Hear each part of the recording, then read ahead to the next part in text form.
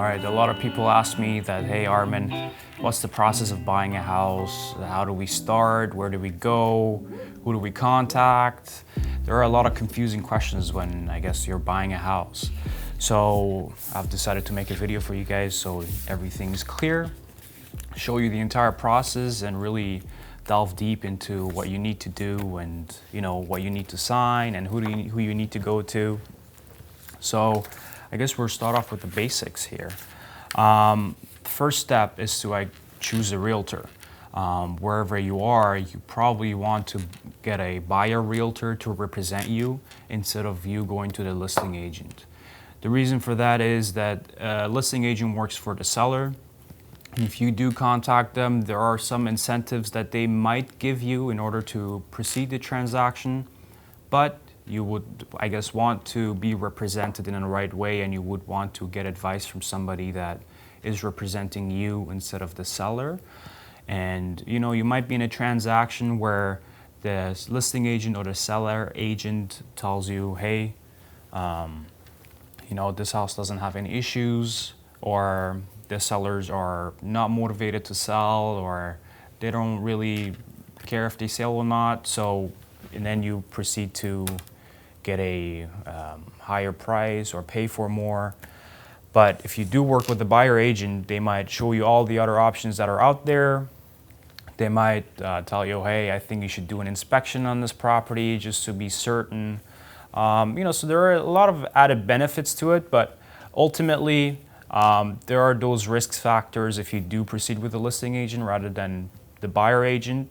But nonetheless, if you do choose an agent, there is this form called Form 810. It just shows you that, or basically it's an agreement between you and the agency that the realtor works for, stating that you're working with them. It's pretty self-explanatory. It's pretty simple form. Then you have this form called Form 320.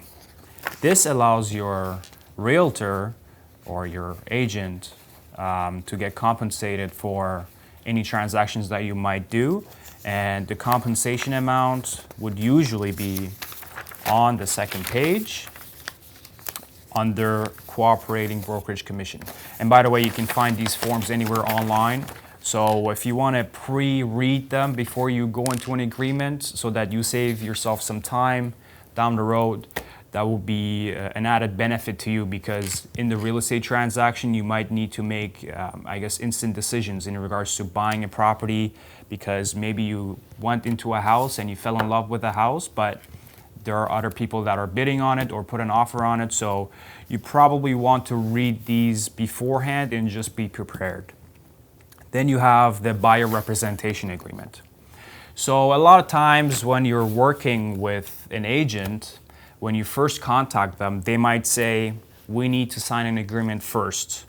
And there's nothing wrong with that. It's just how they want to do their business. A lot of buyers are scared of that. They say, well, I don't know you. I don't know how you perform. I don't really want to sign anything beforehand. But essentially, the form they want you to sign is the buyer representation agreement. This means that if you sign this agreement with the agent, you're exclusively working with the agent. So you can't really work with any other agents because you signed an agreement with that particular agent.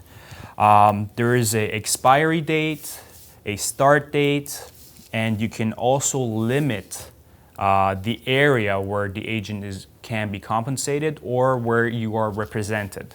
So let's say I'm in Ottawa here. I sign a buyer representation agreement with a client of mine that just has a geographical location in Ottawa. But if the client decides to go to Toronto, then they obviously have another geographical location and they can sign somewhere else. So the buyer representation agreement can also be limited to one particular property. So in the geographical location section of this form, you can see that you can limit the area where you want to be represented. So you might tell a realtor as an investor, hey, if you buy or if you find me a property that I'd like to invest in, I'd be happy to work with you, but only if you do bring me the deal or the lead. Then you can sign this form and put in the geographical location section the address of that property. So the agent is only compensated in that particular house or in that particular area. Like I said, a lot of agents do this beforehand. It's just that they decide to run their business that way, and there's nothing wrong with that. So a lot of times if they ask you to sign an agreement with them beforehand, they just want to protect themselves. They don't want you to go to other agents and do a deal with them while they've been representing you or while they've been showing you houses. So it's just good that you guys do your research beforehand and I guess pick an agent that you really like and you proceed to see houses. And a lot of agents don't make you sign this form until you put an offer on this place or on a certain place that you like. The buyer representation agreement has to be signed in order for them to represent you. So what is the entire process? Buyers come to me usually and they ask me, hey Armin, I like this property or that property, or I like this condo or that, I guess, residential single family dwelling. And there is a difference between condos and houses. Condos and condominiums are essentially a ownership share of a particular building, dwelling, or any property. You can have townhomes as condos, you can have single family homes as condos, but they're kind of attached. Anything that is really shared between you and your neighbors is pretty much a condo. Like if you share an elevator, for instance, if you share a swimming pool, if you share a driveway or parking spots, if you share the water bill, for instance, those are all condos. Condos, you would have to pay each month a fee for them, and they range from $100 to $700 to $800 to $1,000 a month that you have to pay for condos. They include different things, they might include an exercise center in your building. They might include the elevator, the swimming pool. They might have the water account with the city where everybody pays for water. So all of those things come within a condo. But before you proceed with a condo, you want to make sure what are the condo fees and if there are any special assessments in the condo. The special assessment might be an additional fee to cover damages in the condo. So let's say a swimming pool is broken and the condo board wants to charge you an additional $100 or $200 or whatever the case may be in addition to your current existing condo fee in order to repair the damages. So this not only applies to you, but anybody that lives within that condominium. Then obviously you have the normal house that you don't have to pay for anything. I mean, you'll have to pay for property taxes, you have to pay for your utilities and internet and things of that nature, but you don't have to pay condo fees, and it's freehold. That's what we call freehold, and then we have condos.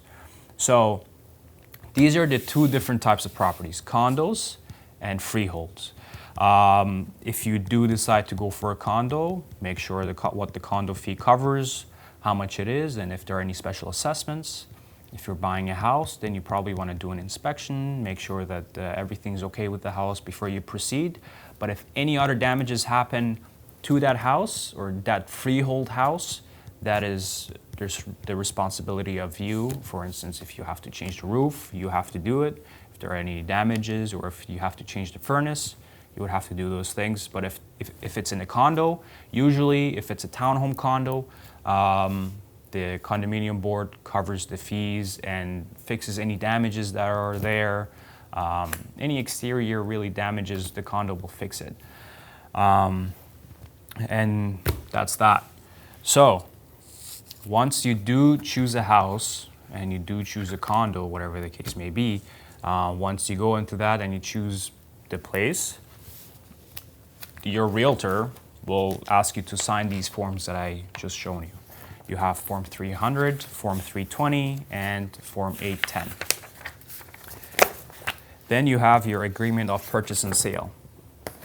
This agreement shows you the price that you were offering, the name of the seller, the name of the buyer, which is you. Then you have the address and the legal description and how much you want to put as a deposit. Once the seller accepts this offer that you've written and you've sent it to them and they accepted the offer, you would have to put down a deposit. The deposit can range from anywhere from $1 to $10, $20, $30, $40, $50,000. The higher the deposit, the more it shows to the seller that you're more serious than the other buyers. Then each agreement of purchase and sale has an offer expiry date. So the offer expiry date shows you, or basically puts an expiry date on this offer that you're giving to the seller. There is a whole bunch of legal stuff in the agreement, which before, like I said, before you proceed with any transaction, just read it before. You can find these forms online. It's Form 100 from OREA, Ottawa Real Estate Association, Ontario Real Estate Association. And you guys can read these forms beforehand, before putting in an offer, so that you're ready. Within the offer, you pretty much say what you want in the house. So, hey, I'm buying this house and I like this desk and I want to buy this desk with my offer. I want this desk. Then you put that in the offer. Anything that you want in the house that you like, any fixtures, any chattels, the dishwasher, anything like that, you put it in the offer. Usually appliances are included in the offers anyways, but it's just good to be certain. It's good to have these in the offer just so that no mishaps happen down the road. Usually hot water tanks are rented. So that could range anywhere between $20 to $50 a month usually. There have been surprises before where it's kind of like $100 and that's pretty expensive. So you want to make sure what the rental items are and how much they are per month. Then as a condominium owner, if you're putting an offer on a condo, you have condominium expense, which is the monthly price for the condo and what it includes. Like I said, exercise center and the gym, the swimming pool, all of those things. And then you have the designated parking area if the condo does have any parking spots.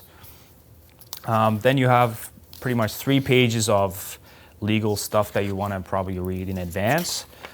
And then at the end, you have a blank page. The blank page usually is designated towards any conditions you may have. The conditions could be literally anything. You could say, I buy this house, conditional upon me winning the lottery. It's a condition, so it could be anything. Now, will the seller accept this offer?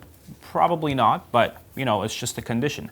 So usually people put, or realtors put condition upon, successful inspection, meaning that if the inspector goes in the house and sees the property and they like the property and everything checks out, then it's a successful inspection and, you've pretty much put an offer upon the inspector giving you the thumbs up. So you can put that condition here. Or you can put a financing condition offer, meaning that, hey, I'll put an offer on this property based conditional upon me getting a mortgage from the bank.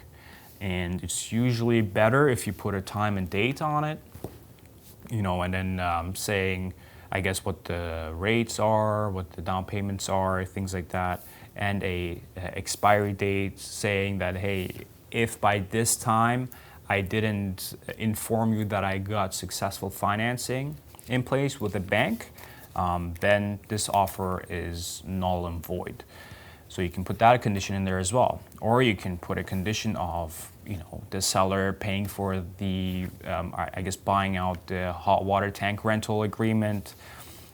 Really, there are a lot of conditions you can put in an offer, but in a competitive marketplace, you probably want to avoid and limit your number of conditions because you're bidding on a house that you're putting a lot of conditions for, but then there are other buyers that are offering a lower price but less conditions. And the seller might choose that offer just because, the buyers have done their due diligence beforehand and are willing to let go of the financing and the inspection condition. Or they've gotten a pre-approval from the bank, or before the offer date, or before they present the offer, they have sent the inspector, and the inspector has given the green light to them. So all of those things can be put in an offer. Make sure that if the offer, let's say you do put a financing condition on the offer, if the financing condition doesn't go through, you get your deposit back. Because as I mentioned before, if once you write the offer and once the seller accepts it, you have to give them a deposit within 24 hours, anywhere from $1 to whatever amount you choose. But if that financing condition doesn't go through with the bank, you want to make sure that you get your deposit back. Otherwise, say goodbye to your deposit. This is where you need to put in that, if the financing doesn't go through, I want my deposit back. Make sure your realtor writes that. Realtors do have access to that clause. Some of them decide to not put it because they want to make sure that you eventually do end up getting the house. So just a heads up notice. And that's that. Once everything's done, once all the conditions are met, once you've got your financing, once inspection is good to go, once the seller accepts your offer, once you've given your deposit, then there is a closing date where you specify in this agreement under completion date at the bottom of Form 100. It shows you when the completion date is, meaning that what the date is, you get your keys, but also the seller gets their money from the lawyer. So you choose a lawyer beforehand. The seller has their own lawyer, the buyer has their own lawyer. All these documents will be sent to the lawyer. The lawyers will change title of the property and change keys. The buyer lawyer gets the keys, the seller lawyer gets the financing and the money. And on closing date, you go pick up your keys from your lawyer as well. Lawyers, anywhere, they charge anywhere from $800 to $2,000, $3,000. It just depends on your marketplace. In Ottawa, usually it's $1,000, but there are also good lawyers and lawyers that charge $2,000, and then there are lawyers that are really good as well and charge $1,000. So maybe shop around and maybe find a lawyer that you really want to do business with. And that's that.